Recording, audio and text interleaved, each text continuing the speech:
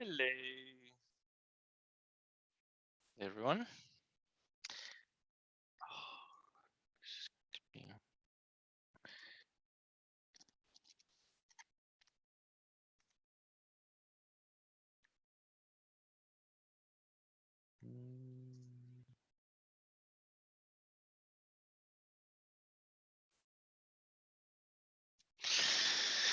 Okay, so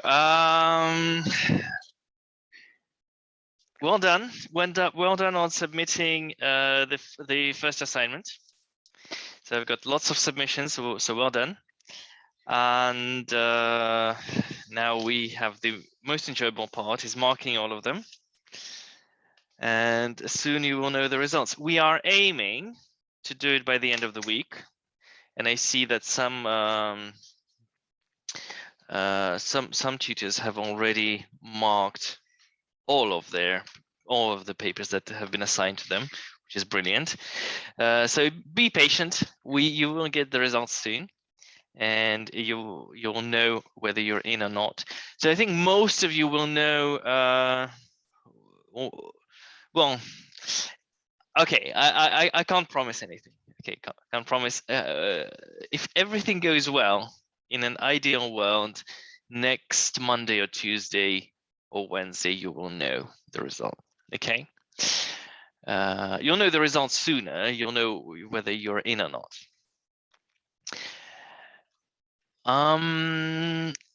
Just a quick one. Which one did you find harder? Put down M for maths, P for physics in the chat, please. Which one did you find harder? Okay. Okay. P for physics, B. Okay. Equally tough. Yeah. Should have an option of E. Okay, physics. Physics is more tough. Okay. Okay. Well.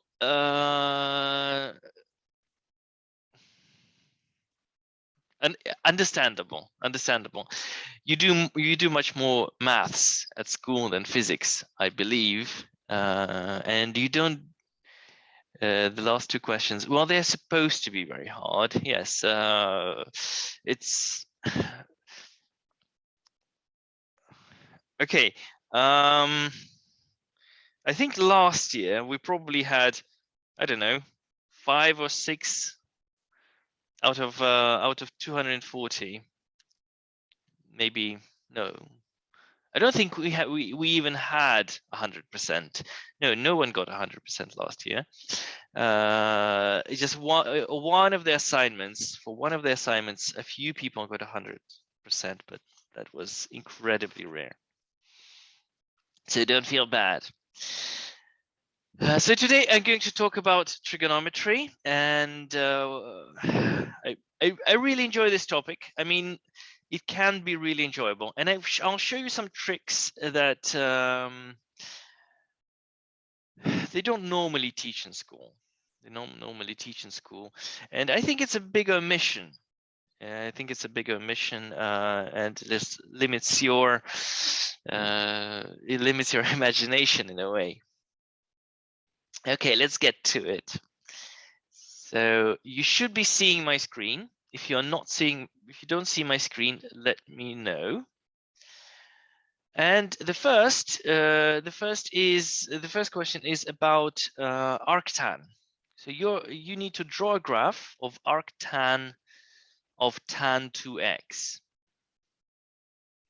And if you know the properties of arctan and you know the properties of tan, you know that arctan is the inverse function.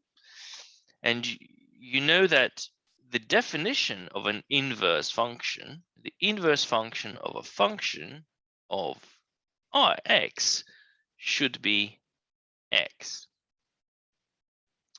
So this should be 2x, which is easy to plot. Yeah. So because, well, you know that arctan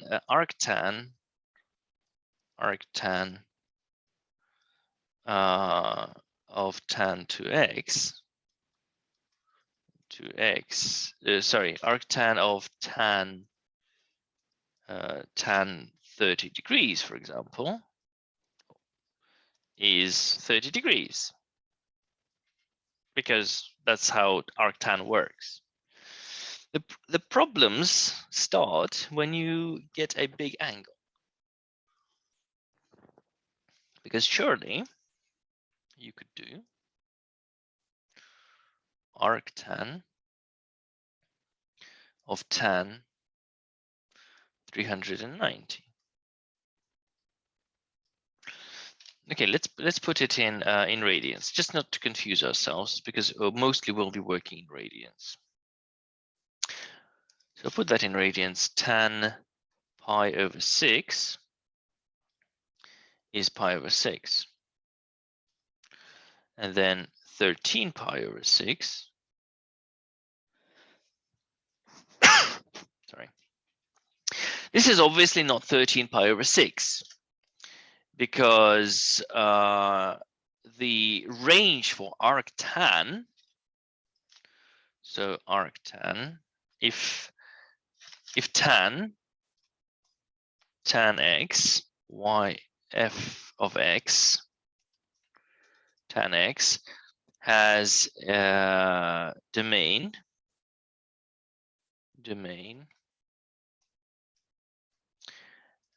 which is x is any real number, but x is not equal to pi over 2 plus pi k for any whole k. Okay, this is the domain of tangent, and the range is not limited to R. But the thing is that in order for tangent to have an inverse, it has to be a one-to-one function. So let's say, okay, it's easier to visualize this. So let's do this. So y equals tan x. And you can see that this function looks like this. It does not exist when x is equal to pi over 2. As you can see, pi over 2, it's a vertical asymptote. All right, we can x equals pi over 2. Okay, plus pi k.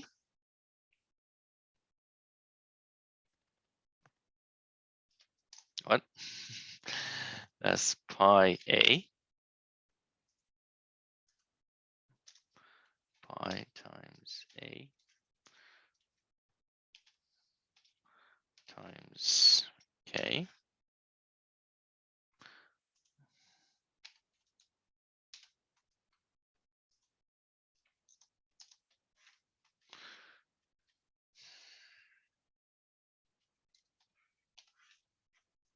Yes, I want to add a slider.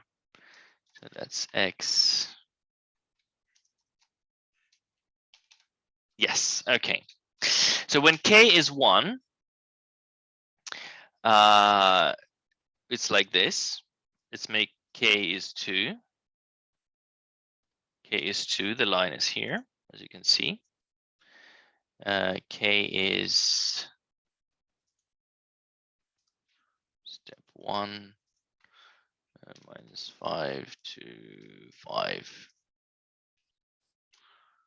And you can see this line jumps. So x is not equal to that, x is not equal to that, x is not equal to that, etc. Okay, so I hope that makes sense. So that's what I mean when I say x is not equal to pi over 2 plus pi k. Pi over 2 plus pi k. So for different values of k, this.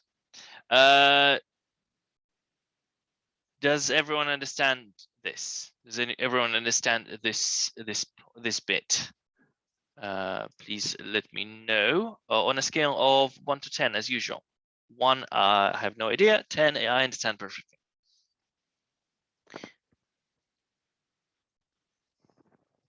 Okay. Perfect. What is the range and the domain of the function? Domain is the is all the possible values of x.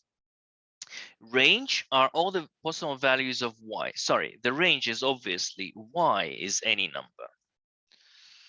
The domain is all the possible values of x, and range is all the possible values of y. Now, a function can have an inverse only if it is strictly increasing or strictly decreasing. In other words, it's a one-to-one function. For functions and its inverse relation and domain just gets swapped. Yes, if it's a one-to-one mapping. Yes. So what do we do with tan? We limit the tan. We say that pi over 2 minus pi over 2 is less than x is less than pi over 2. Pi over 2. And now we have a limited function, which is tan x, and it has an inverse. Y equals arctan x. And as you can see, if you draw a line y equals x, this is a line of symmetry. So let's make a picture of that. And nope, not that.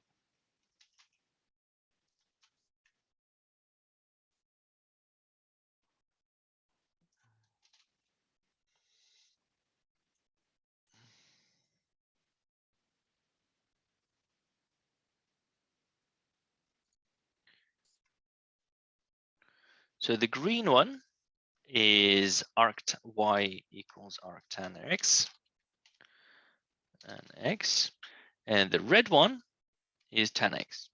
Y equals tan x. Okay, and you can see that, and this is y equals x. Y equals x. Right. So we have to limit the range, and that, well, okay. So for arctan x, in other words,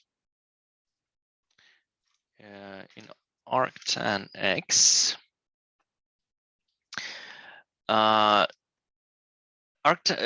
pi over 6, it's beyond the range of the function having an inverse, but yet this does exist because tan 13 over 6, 13 pi over 6, that is square root of 3 over 3. You can check this on a calculator. And arctan of square root 3 over 3 is incidentally pi over 6. So even though,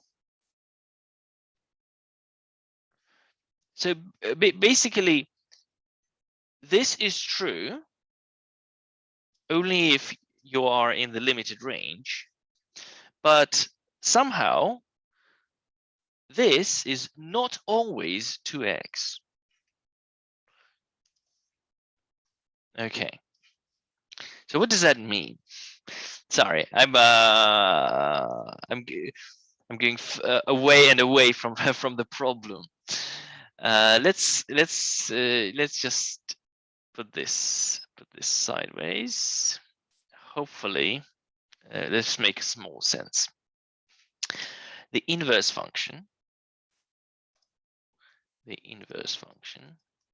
of tan is arctan x, and the domain of this function is x is any real number. As you can see, x can be anything for the green function, but the range is limited as y between minus pi over 2 and pi over 2. Okay, minus pi over 2. Range.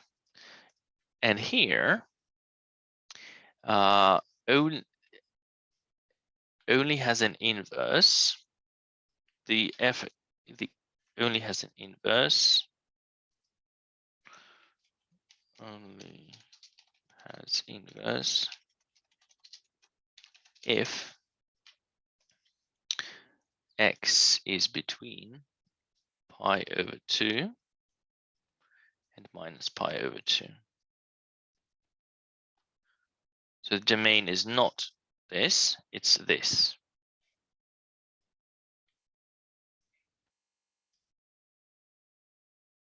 And here, and now we can see that they do swap. We can see that the domain is this. Let's say green. The range is this, and the domain is this. And purple, the domain is here, and the domain is here. They swap.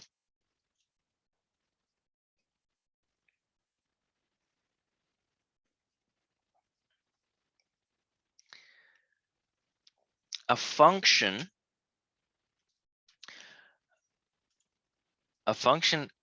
has an a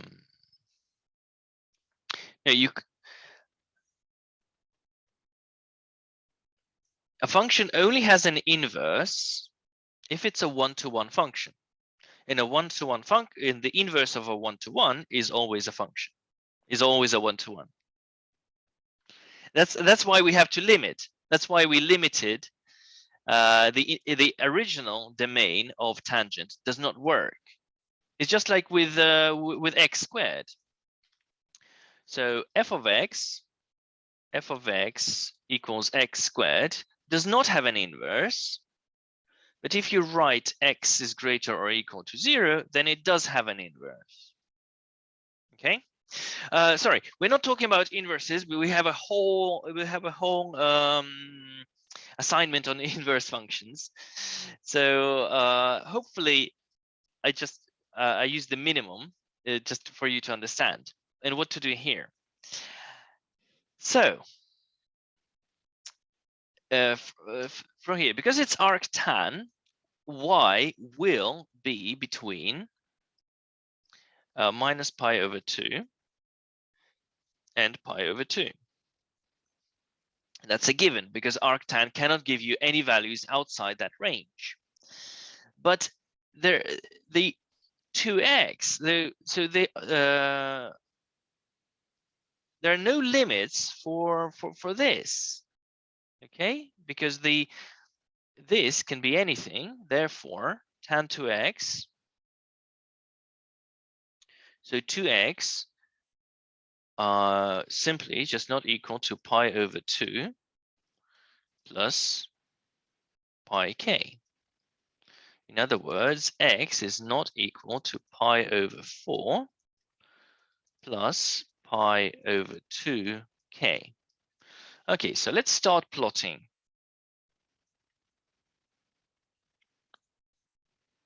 Let's start plotting.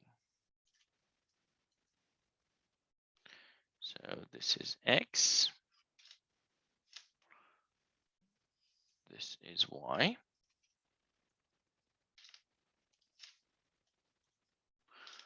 This is y. So pi over 4. Pi over 4. Well, let's say this is pi over 4. So let's say this is pi. So this is pi over 4. And pi over 4 plus pi over 2, this one. That's going to be 3 pi over 4. If k is 2, then it's pi over 4 plus pi, so that's 5 pi over 4. 5 pi over 4. 7 pi over 4. So x is not equal to that. So we have not necessarily vertical asymptotes, but the function does not exist at these points. So minus pi over 4, minus 3 pi over 4, minus 5 pi, minus 7. So minus pi over 4. Okay. Now, we know that if we know that function of the inverse function of a function is x. Therefore, for values if x is between minus pi over 2 and pi over 2, sorry, it's 2x, so it's pi over 4. No, okay. If 2x is between this, then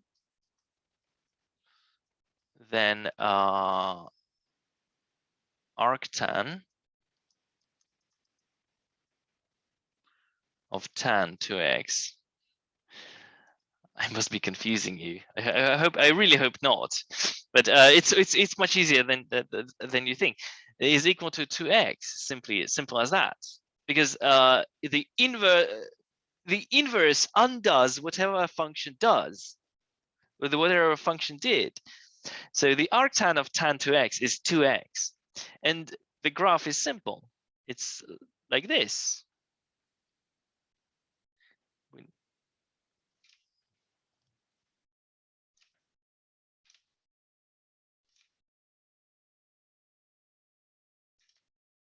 Okay.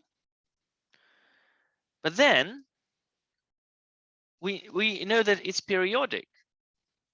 We know that tan 2x will repeat itself every pi over 2. So pi over 2 is the period. So tan 2x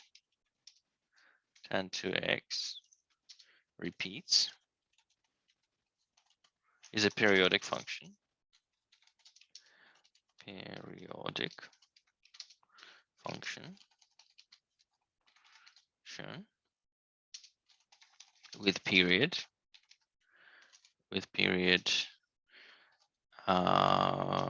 pi over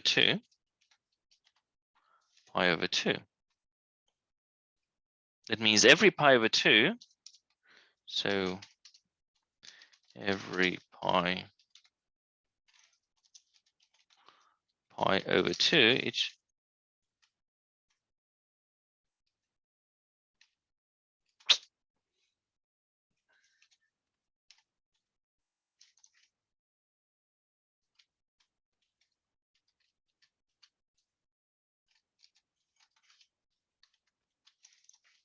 over 2, it repeats. So this is a cycle, and then we just duplicate it.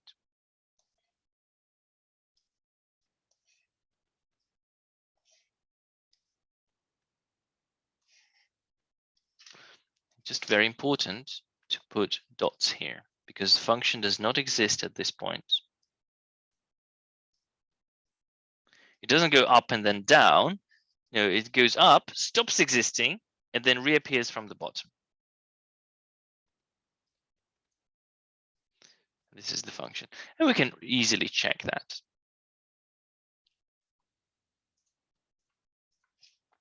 Y is arc tan 2x,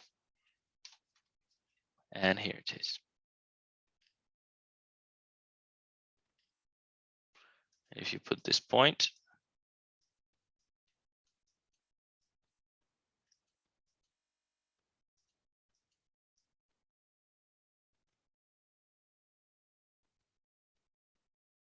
it doesn't allow you to go there. So it's not a point. So we draw circles when it's there. Now, look what happens when we limit x minus pi over 4 less than x less than pi over 4.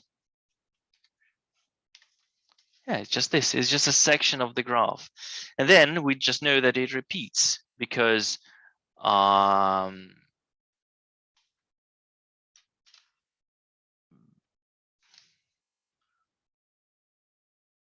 Yeah, of course. If you think about it, it has to be. It has to be. It has to be like that.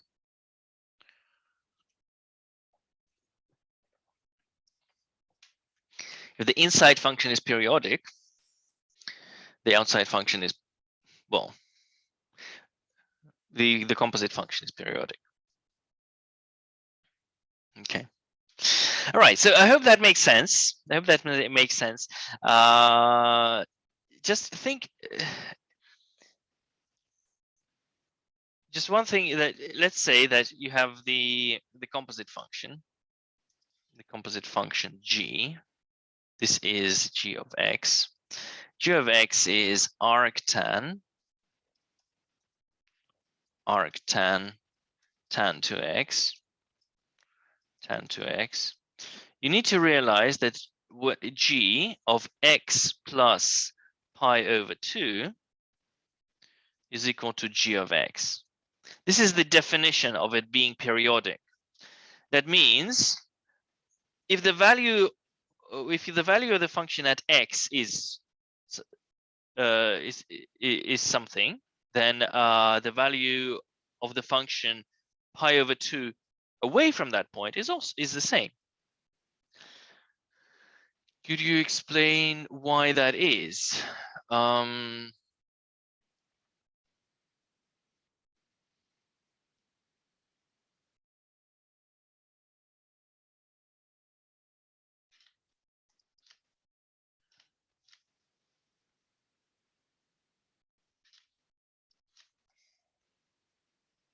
X plus, no, it's pi over 2, because this cycle is pi over 2. That's the period.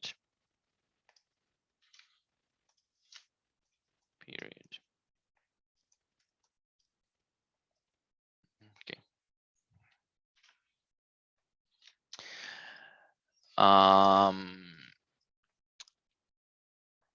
Why is a composite function?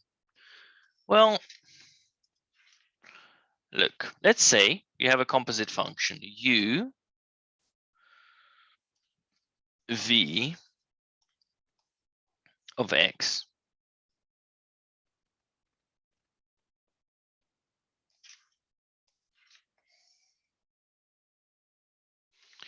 And let's say v of x is periodic. V of x is periodic.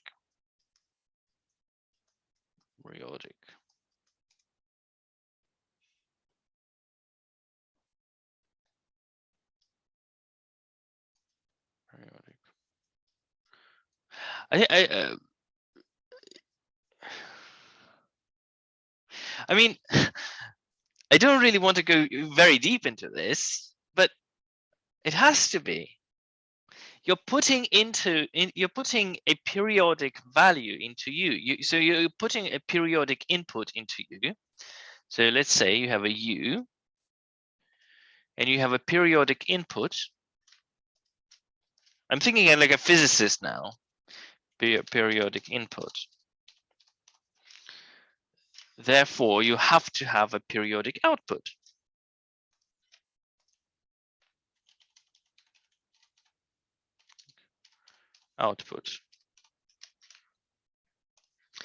Okay, give me a periodic function, anyone. Type it in, shout it out. Any periodic function. Oh, sin x. Thank you. That was quick.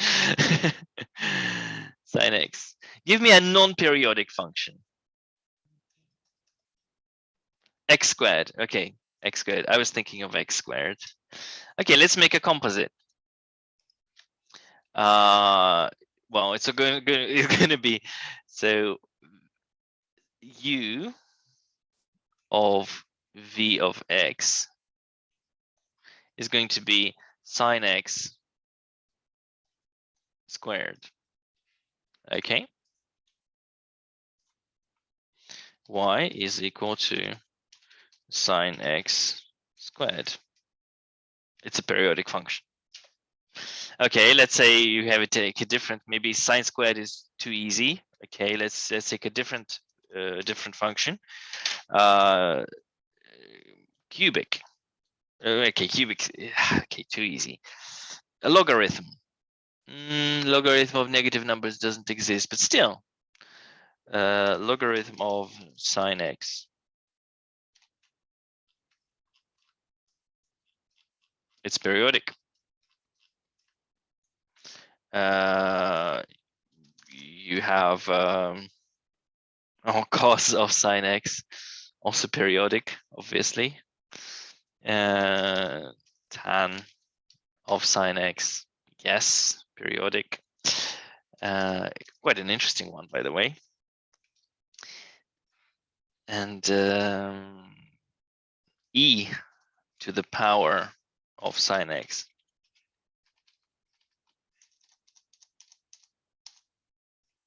Periodic. Okay.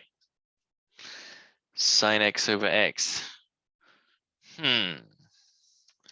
Sine x over x. That's not periodic. Yeah, sine x over x is not a periodic function. Sine x over 3 is.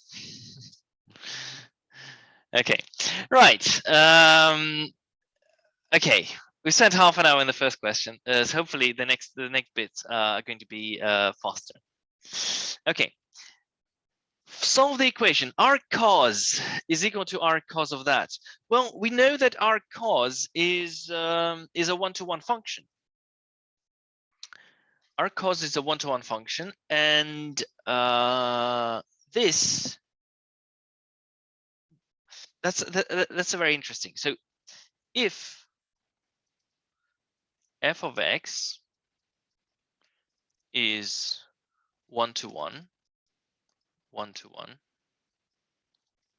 what do I function? I hope you wouldn't ask me function, but yeah, I'm happy to explain. One-to-one function. So a function is a mapping, and you have the values of x and you have the values of y, and for every value of x, x1, we have a corresponding value of y. Okay, so we can show this on a graph.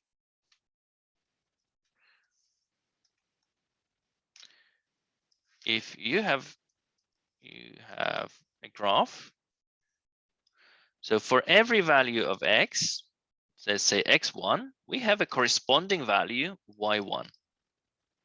For x2, we have a corresponding value y2.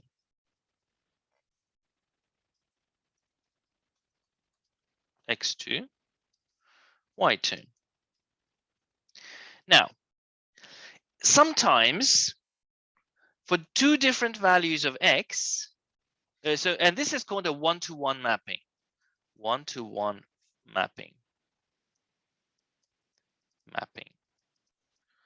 That means for every x, there's exactly one y.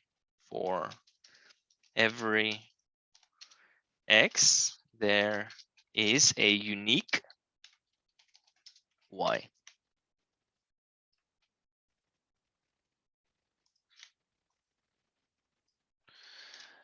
Now, sometimes you have a different kind of mapping. No, I don't have to do that.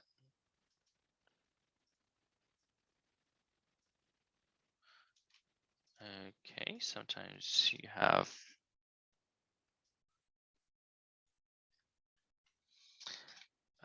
when you have two different x's correspond to the same y. This is called a many-to-one. Many-to-one. Many-to-one mapping. So it means that you put in this, you can put two different x's and you get the same y. So,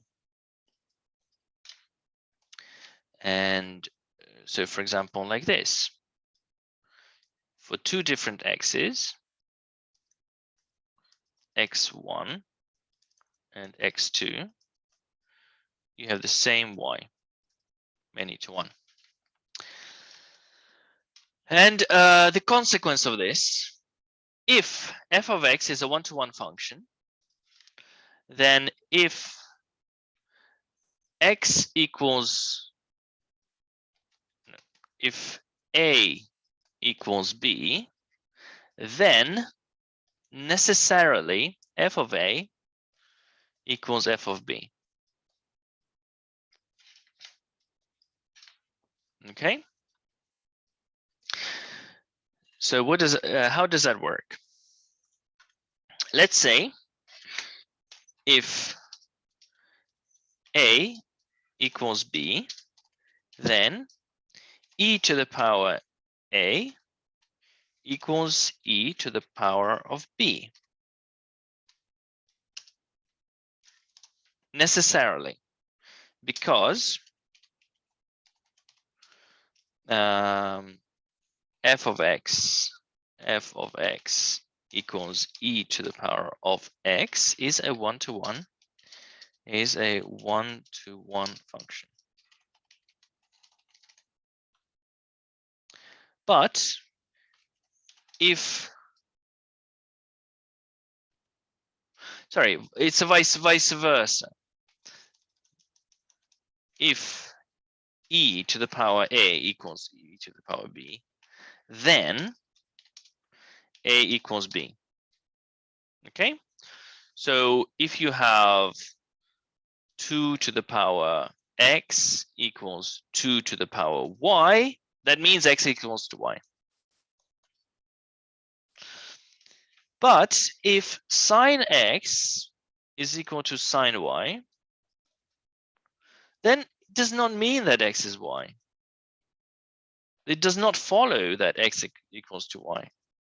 Well, it doesn't follow that x is not equal to y, but it does not follow that x is, it does not follow that x is equal to y, because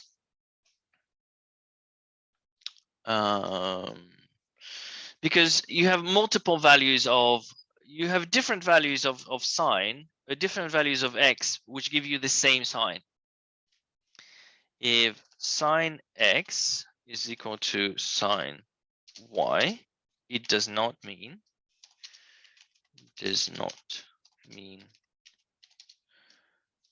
x is equal to y, because sine x, sine is not a 1-to-1. Okay, so I hope that makes sense. And because cosine is a 1-to-1 function,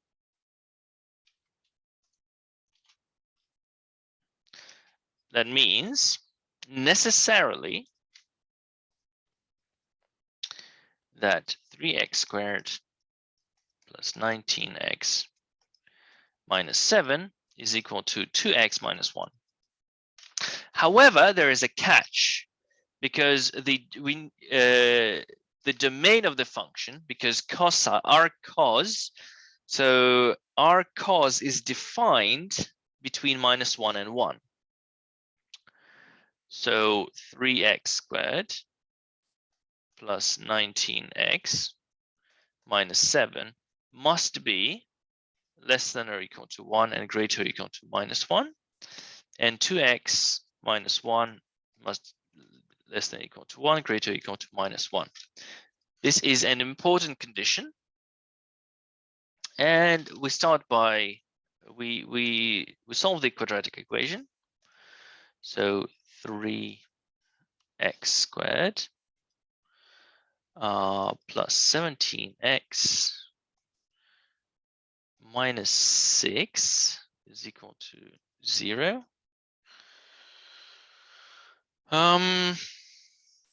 What can we do? Vieta's formulae? Yeah, we can do Vieta's. So x1, x2 is equal to 2, and x1 plus x2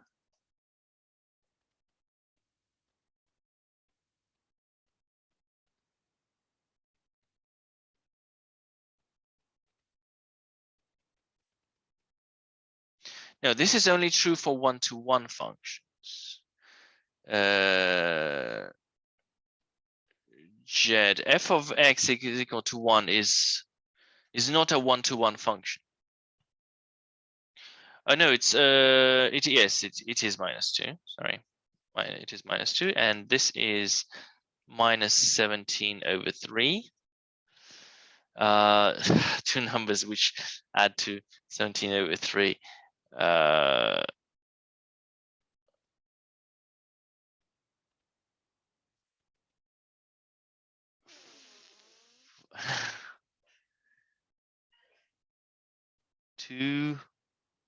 2/3 and 3, and -2/3, -3 and +2/3. Multiplying gives -2, and then -3 is, no, that doesn't work.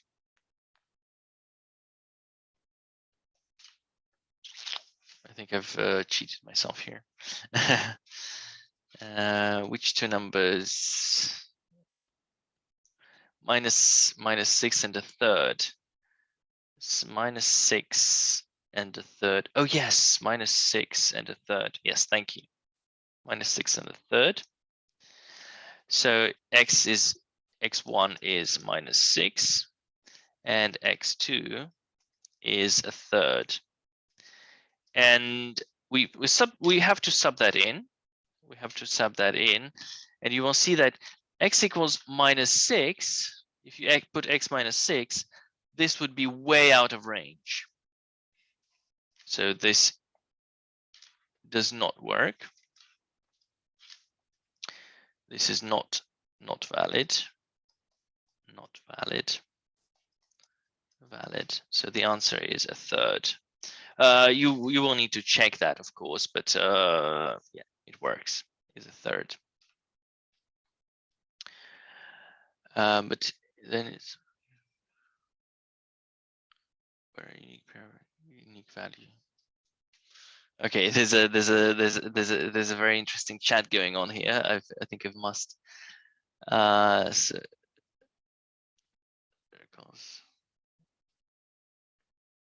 a circle is not a one-to-one function. If you're talking about functions of a single variable, it's definitely not a one-to-one. It's a many-to-many. It's a many-to-many mapping. Okay, problem 3. So we're getting to easier problems now. And here we have the easy way and the longer way. And to find tan of arc cos, the easy way first. Easy way is to draw a triangle. To draw a triangle. And it's 4 and 5. So let's make this angle alpha. And cos, sorry, it's better this one. This one is alpha. Cos alpha is 4/5.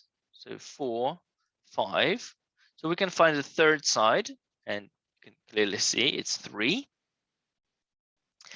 So cos alpha is 4/5. And tan alpha is 3/4. It's like the easiest thing in the world, right? Because it's tan alpha. Let's say alpha is arc cos 4/5, and arc cos 4/5 is this angle in this triangle. So alpha is arc cos 4/5. Now it's slightly harder with this one. Arc cos -4/5. So we need to understand what kind of angle it is. So 4/5, arc cos -4/5. So it has to be in the second quadrant. So alpha is arc cos arc cos minus 4/5, and it is an angle. So alpha, we can say alpha belongs to the second quadrant, because the range of arc cos is from 0 to pi. So clearly, a many-to-many mapping, not a function.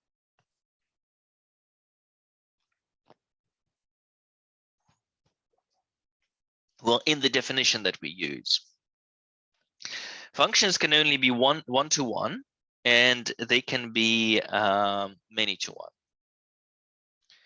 One-to-many and many-to-many are not functions. Okay.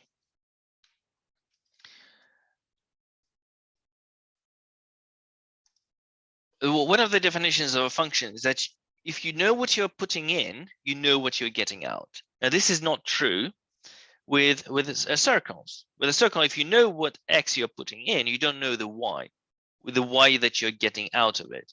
Therefore, it's not a function. Okay. Right. So alpha is an angle of the second quadrant. In other words, alpha is between pi and pi over 2 and pi.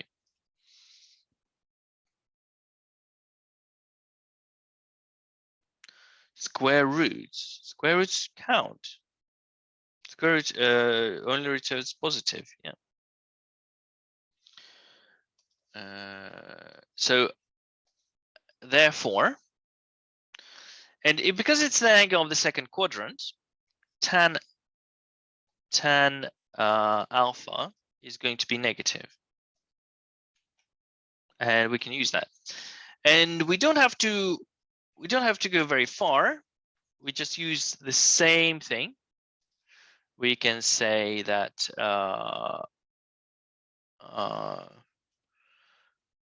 alpha is the same angle, and tan arc cos minus 4/5 is minus 3/4. 3/4. So basically what happens, we still use the same triangle. We just we ignore the signs, because we have already established that alpha is in the second quadrant and the angle is going to be, and the tangent is going to be negative. Right. Now the slightly harder way would be to do it like this.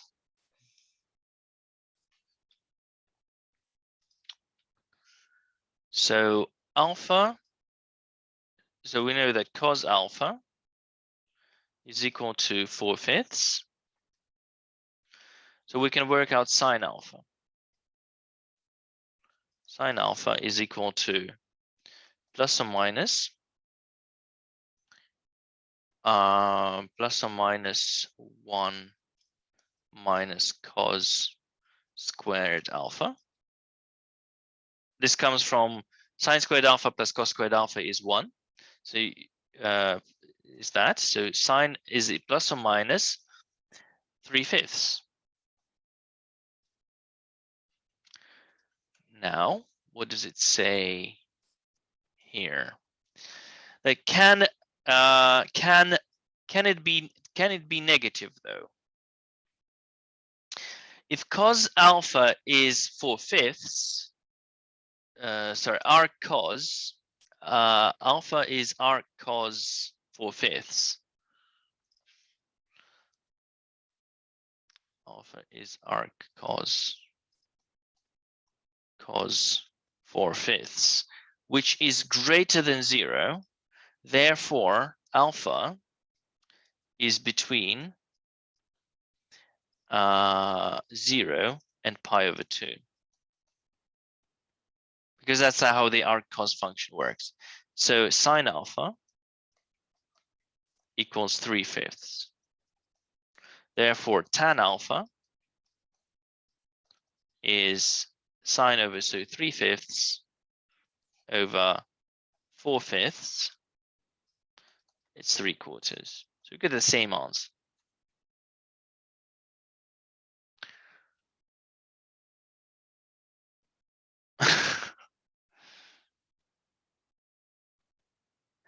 Alex, I have to disagree.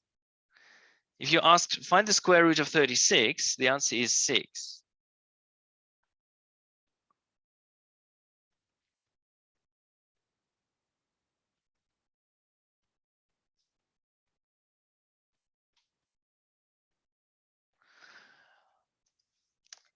Look, it depends on your definition of the square root. If you define the square root as a function of a single variable, if f of x is square root of x, then the domain is x is greater or equal to 0, and the range is y is greater or equal to 0. So it can only return positive values. Yes, Jack, I agree with you. The square root of 36 is different to the question final values, which squared is. Okay, no, especially in American, when they do maths in America, they sometimes define the square root differently from us. So please keep that in mind. Sometimes you will see a discrepancy. The math is still correct. It's just a different definition of the square root.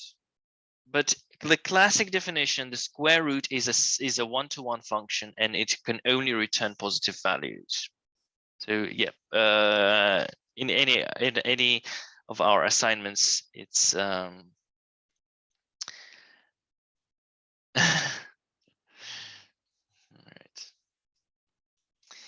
Okay, tan alpha is 3/4, and in a similar way you do here. Sine alpha, if cos alpha is 4/5, and we know minus 4/5, then sine alpha is going to be 3/5, and tan alpha is going to be minus 3/4. So I hope that makes sense.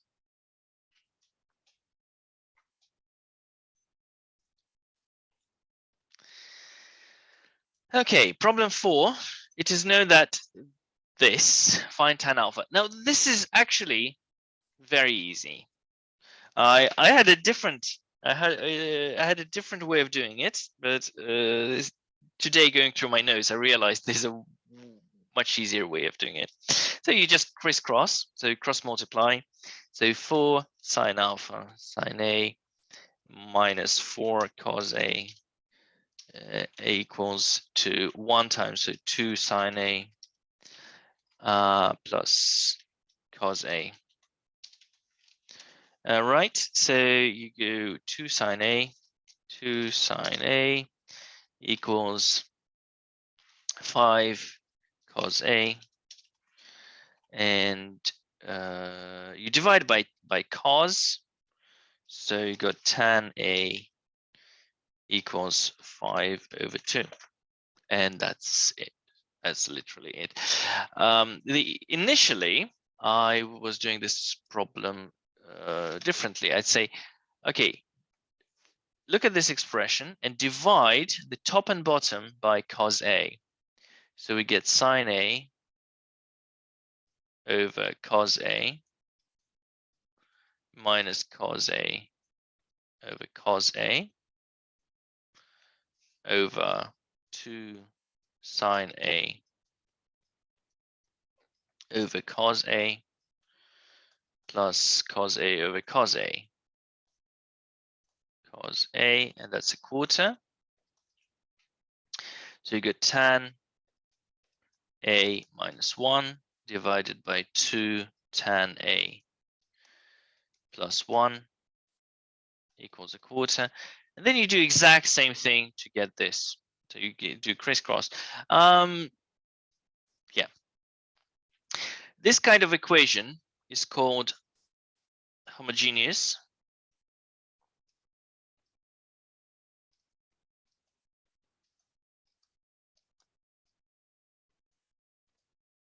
Homogeneous.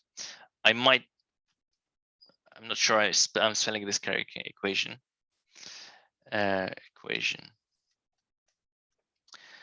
And this is an important concept. A homogeneous equation has 0 on the right hand side, an expression containing the same power of the unknown on the left. Okay, examples of homogeneous equations. So let's have a look.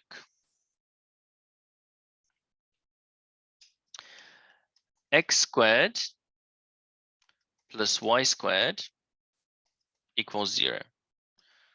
That's a homogeneous equation. Yeah, so we have 0 on the right hand side and the same power of the unknowns on the left. X squared minus 3xy plus y squared equals 0. Homogeneous. It could be 3 variables. It could be 3 variables. Xy minus z squared plus yz equals 0. That's homogeneous.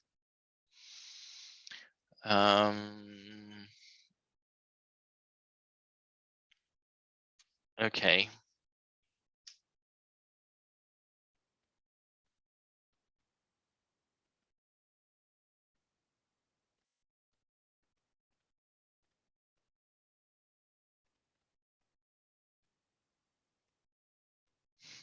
Sorry, let's not take this one. I don't like this example. I need to think about it before calling it homogeneous. Okay, so that's pretty much it. So how is this homogeneous? We has sine and cosine, and it has the same power of sine and cosine. If you take everything to the left, you have 0 on the right, and every term contains sine or cosine to the power 1.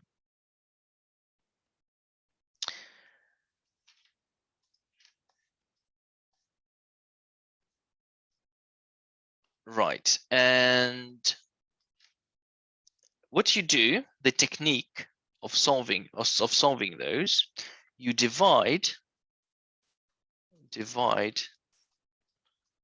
by the highest power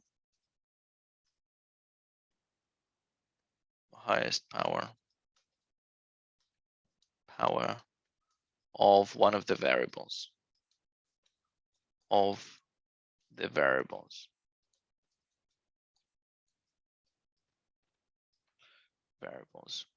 So in this case, you divide by y squared. You divide by y squared. And here you divide by y squared. And if you do that,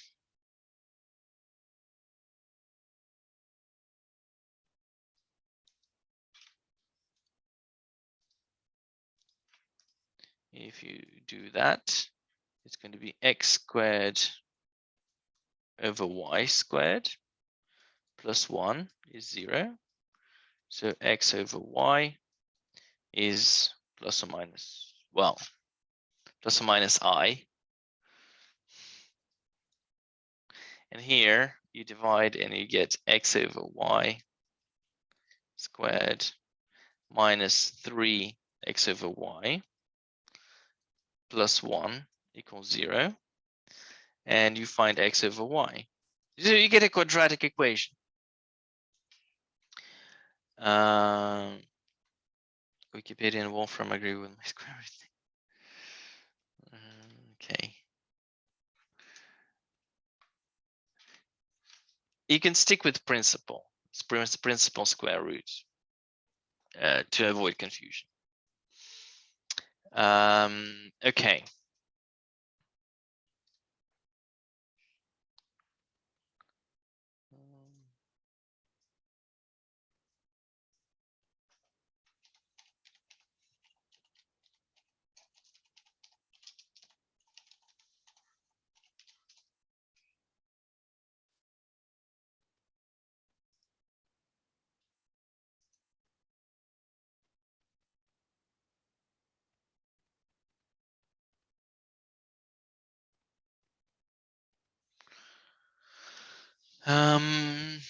So homogeneous equation. So the definition. If you have f of x, y, is a homogeneous function. Is homogeneous.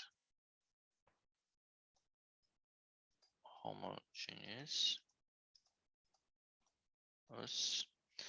If you multiply all the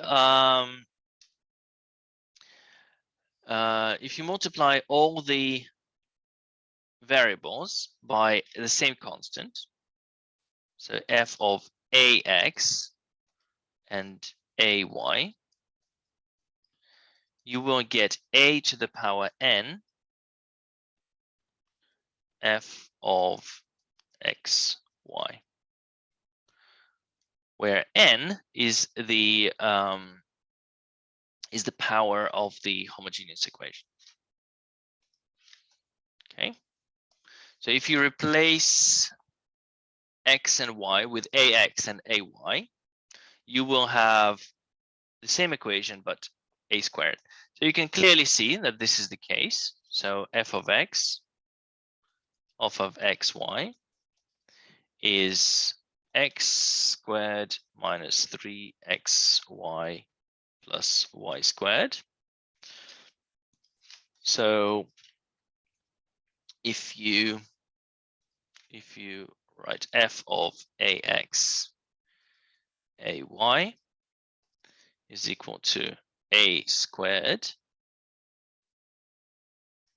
x squared minus 3xy plus y squared. Okay, so that therefore it is homogeneous. Hope that makes sense. Hope that helps. Why am I talking about this? Because we will have a homogeneous equation here. This equation is a homogeneous equation because this is power 2, this is power 2, and this is power 2. So what we do is we divide by cosine squared x. We will get there. Let me see question 5. Do we need to do that? Yes. Simplify. Okay, so here sine 150. Sine 150 is minus, oh, sorry, what am I doing? Is equal to sine 30. Sine 30. And that is equal to 1/2. Cos 240. Cos 240 is equal to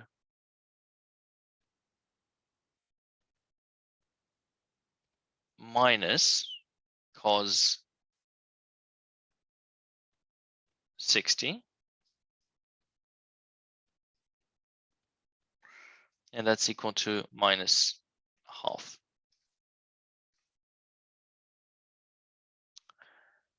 Now cotangent 730 is equal to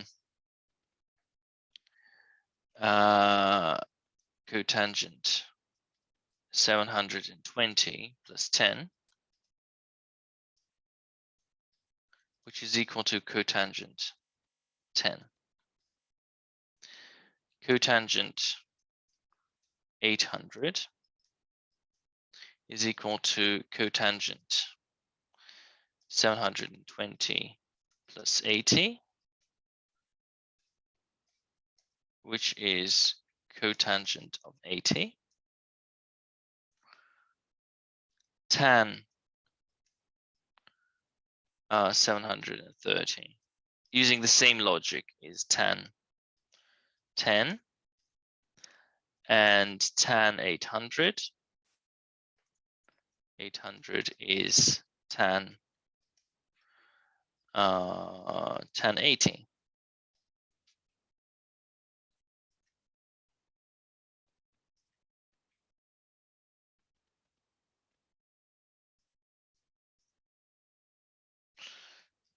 Okay. So tan because 800 is 720 plus 80, and cotangent is periodic, and you can take away 720, you still get the same result. The same for tan. What can we do here? Cotangent, cotangent 10, cotangent 80. Oh, of course. We know that tan 90, x plus, 90 minus x,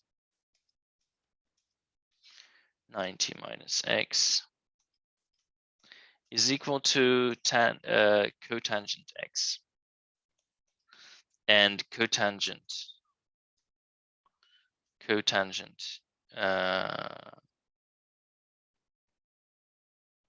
cotangent of 90 minus x is equal to tangent x. Tangent x. Brilliant. So that means what we can do here, that tan cotangent 80 is actually tan 10, and tan 80 is cotangent 10. Okay. So we can simplify this. So sine 150, so it's a half, minus a half, over cotangent 730, cotangent 730, which is cot 10, tan 10, plus tan 730 is tan 10, cot 10. And if you remember, the tangent and cotangent, tangent x is sine x over cos x, sine x over cos x, and cotangent x is cos x over sine x. Sine x, that means tan x times cotangent x is 1. Yes. Absolutely. Yes, yes, Volodymyr. Brilliant. This is 1 divided by, this is 1 plus 1, and the answer is a half. So the whole thing simplifies to a half. Sorry, I might have rushed through this a bit, but we don't have much time left. So hopefully that helps. And moving on. So this is an homogeneous equation because the power is 2, as I said, and all we do is divide by cos squared x. Okay, so we have sine squared x over cos squared x, that's tan squared x, minus 5 sine x cos x over cos squared x, so cos cancels, so we got 5 tan x plus 4 equals 0. So this is a quadratic equation, and we solve it. So tan x is either, and I think, oh, I don't think I've shown you this trick before, but anyway, I will have a chance. I'll show you a trick solving these types of quadratic equations. They're incredibly easy to solve. So tan x is either 4 or tan x is 1. Actually, you know what? I will show you, and hopefully you'll thank me for this. So, trick, solving trick, when solving quadratics.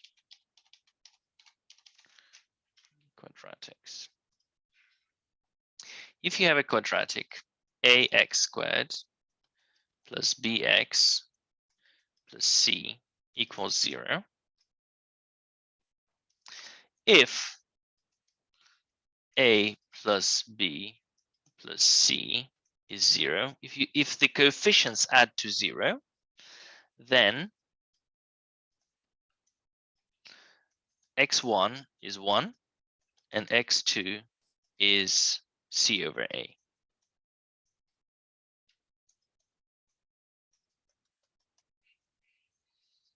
Okay. So let's say we have a quadratic equation example.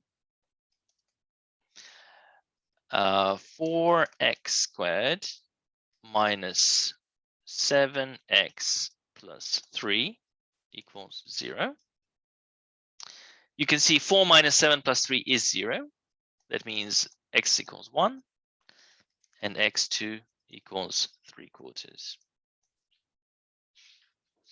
Type 1 if you knew this trick before.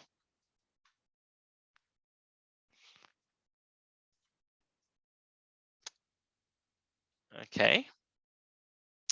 All right. So hopefully you've learned something. You've learned something new today, and that's such a powerful tool, and it works perfectly with this one. That's how I know 1 minus 5 plus 4 is 0. Therefore, so here we have 1 minus 5 plus 4 is 0. So we have 1 and 4. And it works with all sorts of quadratic equations. X squared minus, so 7x squared minus 3x minus 4. I'm using the same example. I'm not very imaginative today. Let's do like a very typical one. X squared minus 5x. I already had this example. Minus 6x plus 5 equals 0. So immediately, because 1 minus 6 plus 5 is 0, x1 is 1, x2 is 5. And there's a mirror version of this. So if a minus b plus c is 0, then x1 is minus 1 and x2 is minus c over a.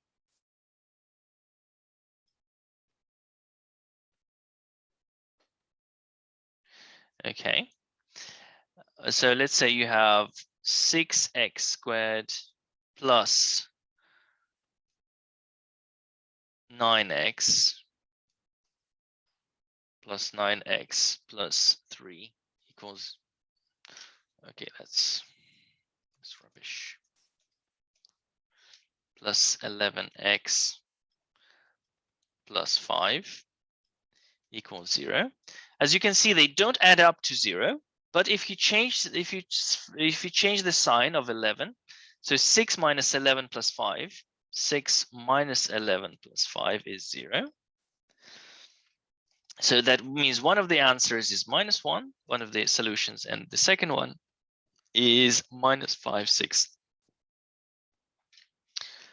This is a direct consequence of the Vieta's formulae, but it's a really nice touch. Right, so tan x is 4 or tan x is 1. So we say that tan x is 1. So x, so we can draw that.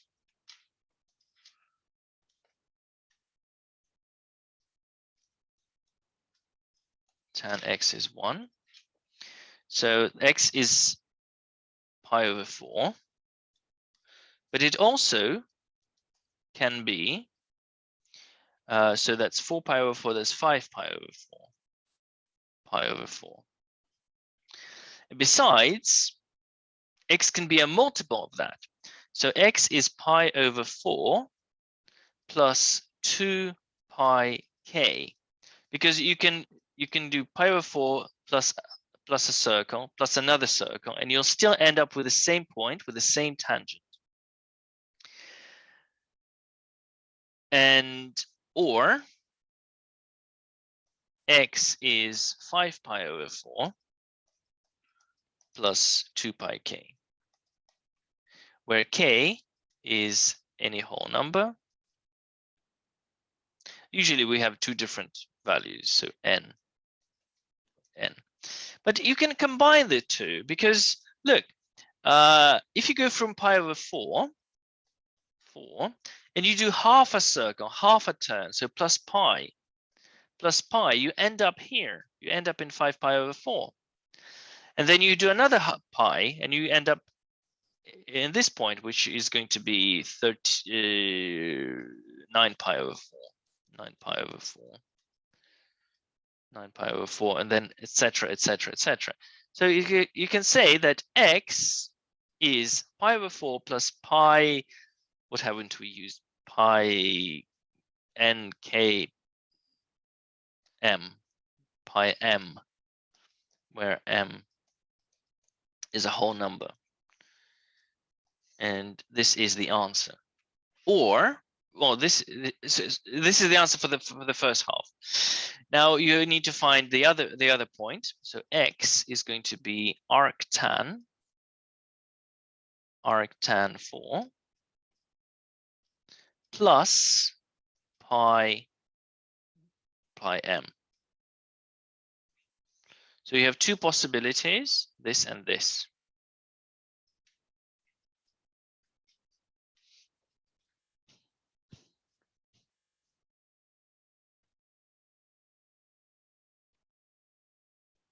How does tan 4 become pi over 4? No, tan x is 1. Tan x is 1, and x is pi over 4.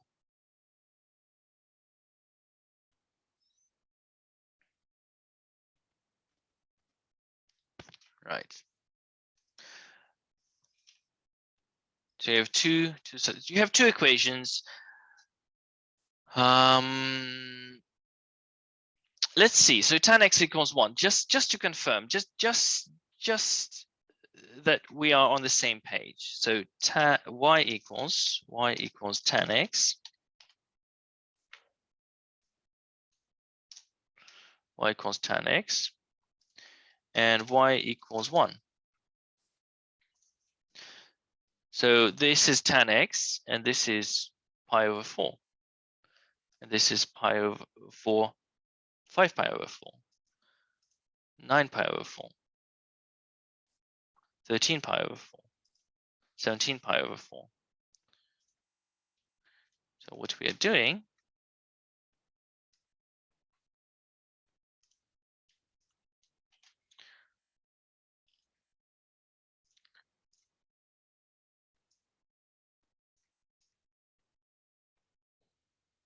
we're doing here.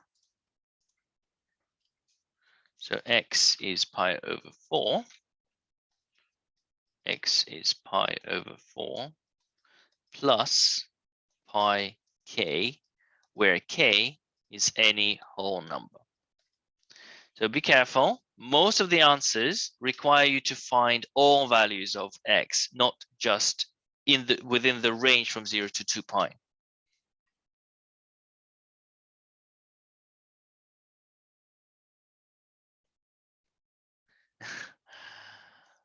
Okay, can you convince the Mathematical Institute to do a program similar to this one? Well, we are trying. We're hoping to expand. We're hoping to expand to more subjects. So I think the first subject on the list will be chemistry and computer science, but it all depends if we have the funding. And in a similar situation here, tan x equals 4 is just y is 4. It's just going to be a sequence of points. So this is arctan 4. This is arctan 4 plus pi, arctan 4 plus 2 pi, etc. Problem 7. Okay, I love this one because this is really to make you think. Obviously,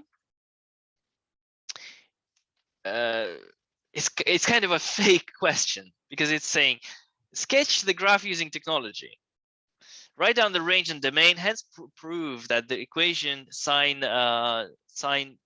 to the power 21 theta plus cos 21 theta equals pi over 3 has no solutions.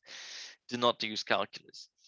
Because in a way it's fake, because you can simply,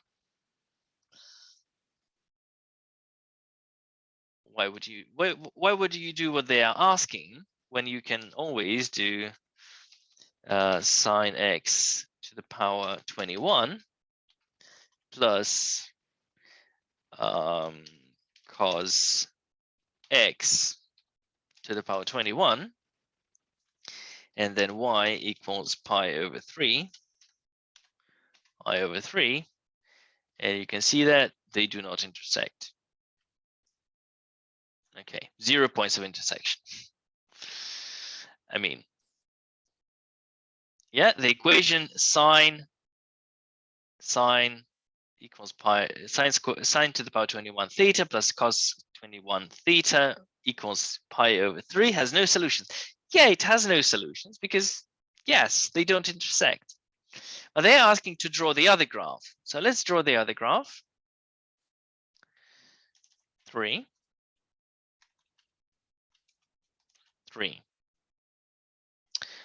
Okay, and how from here we need to deduce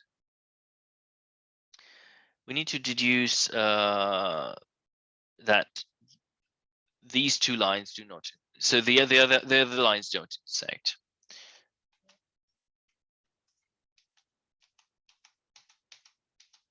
So let's copy that.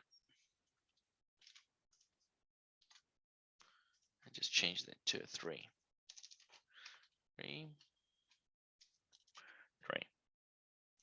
So from here, we need to deduce that these lines don't intersect. Okay, well, sine cubed x, we know it to be between 1 and minus 1.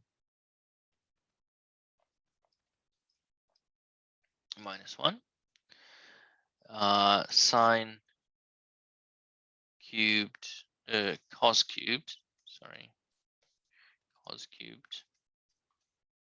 x, we know that it is between 1 and minus 1.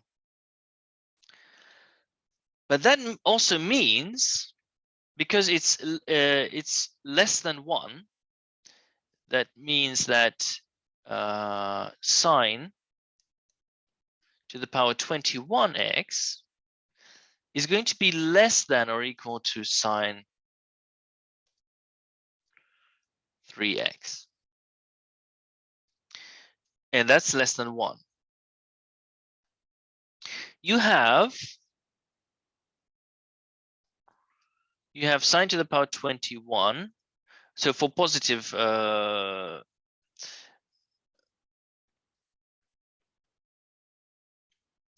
yes, so sine to the power 21 is less than that.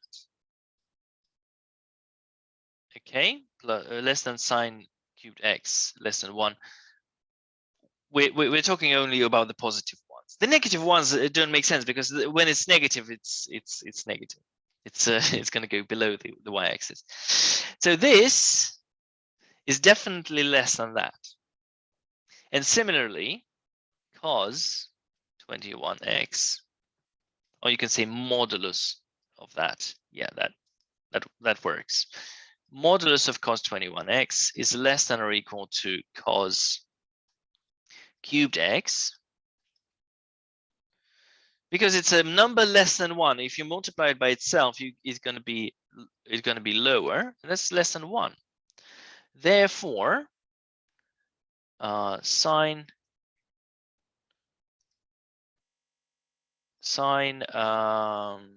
cubed x plus cos cubed x by modulus, okay, is going to be greater or equal than sine 21x plus cos 21x. And that is less than or equal to 1, as we can see from the initial graph.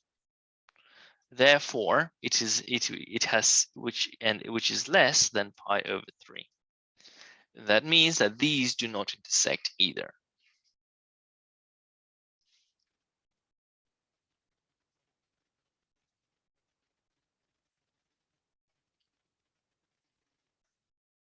Okay.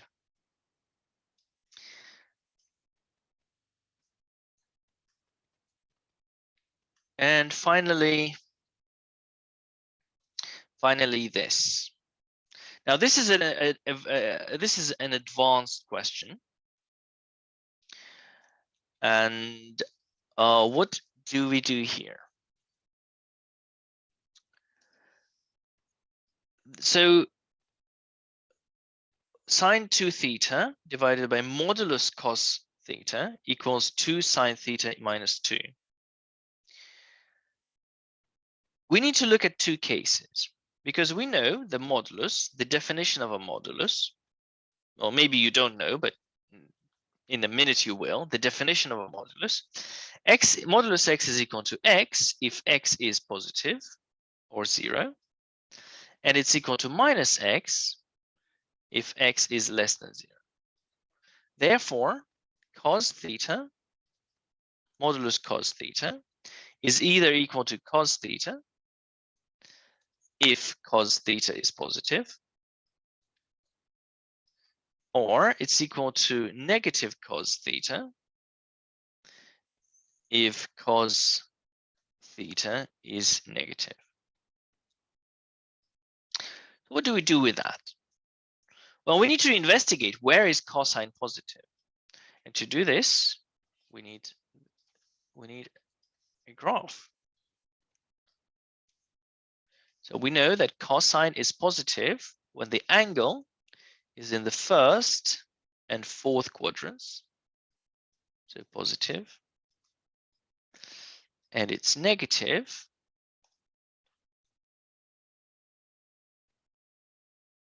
when it's in these quadrants. Negative. Let's write it down strictly. You don't have to do it. It's good enough that you understand where it is. So positive, and that means x is between minus pi over 2 less than or equal pi over 2. However, this is just a single interval. you have to expand it to all intervals. So that's why you do plus 2 pi n plus 2 pi n. In this way, for any n, well, n is a whole number, of course, don't forget to mention that. For any n, for any whole value of n, this will be an interval. And x has to be in that interval. And for this one, it's a very similar situation. So x is between pi, it's strict now, pi over 2 and pi plus 2 pi m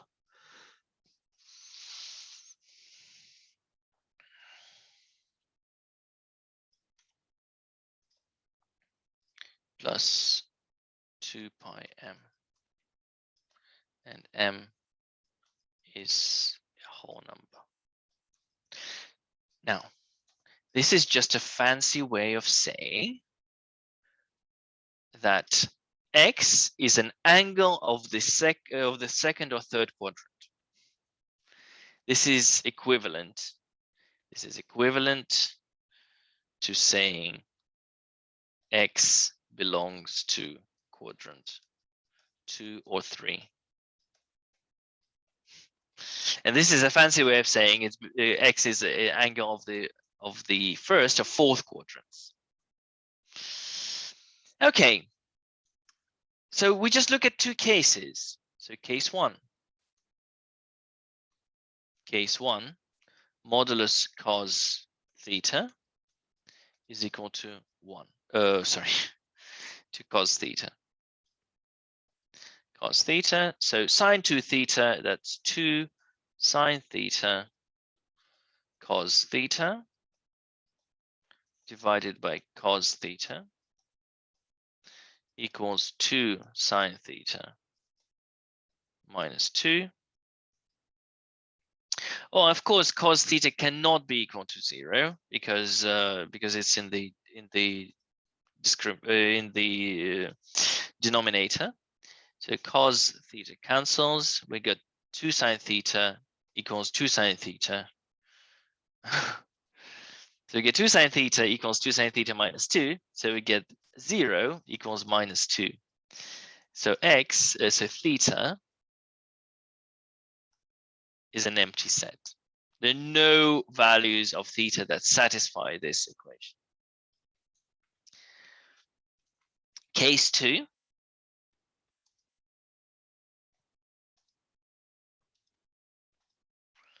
Case 2. Modulus cos theta is minus cos theta. So we get 2 sine theta cos theta divided by minus cos theta equals 2 sine theta minus 2. So cos theta cancels, we get minus, that's 4 sine theta equals 2 sine theta equals a half.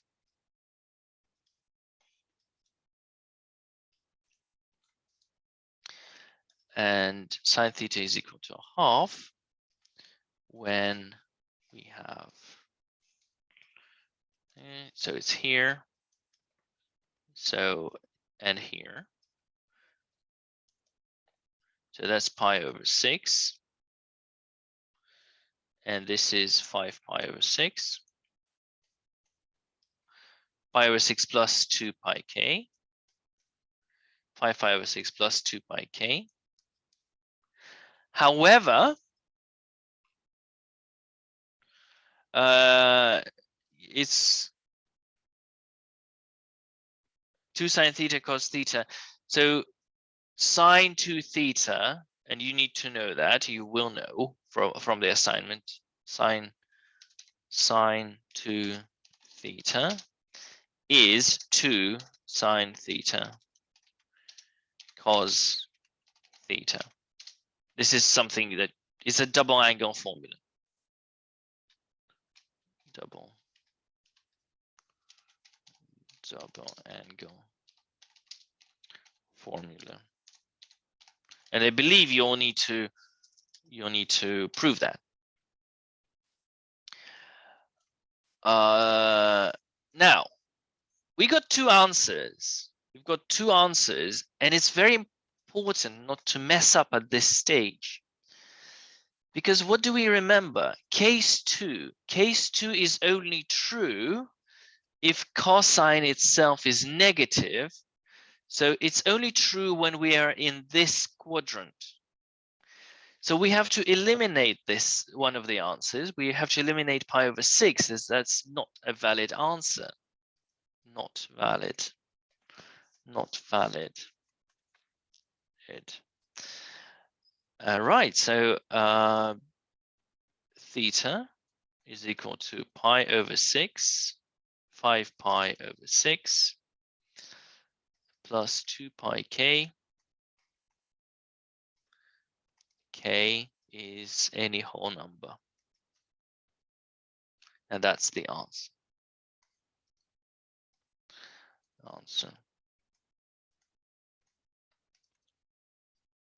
Okay. Now, last year I did the same webinar with the same problems. You can find it as well and have a look. I do things slightly differently, but if you don't understand, if you didn't understand something from today, maybe have a look at the same problems which I did last year. Hopefully that makes sense. All right. Because if theta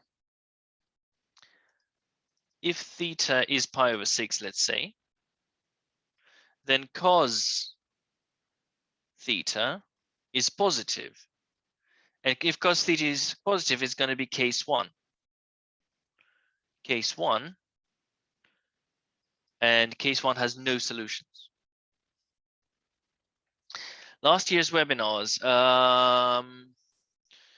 So if you go to, let's give it a go. So COMPOS Oxford. Let's see if you go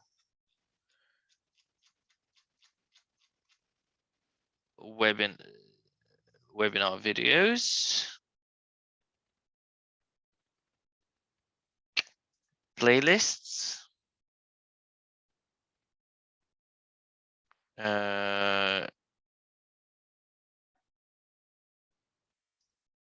know what? Should try it when I'm not logged in.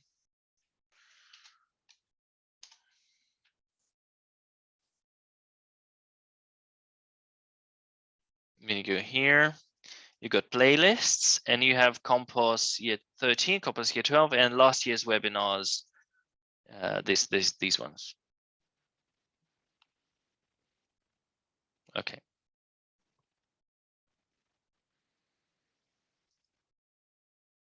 Okay, so I hope that makes sense. All right. So hope you enjoyed that. I hope some of it was useful. Hope most of it was useful, of course. And all right, so I'll see you next week where we'll do physics, and the physics will be published this week. Okay, we're quite busy marking your work. I've marked some excellent papers, so really happy to have done that. Welcome. All right, see you.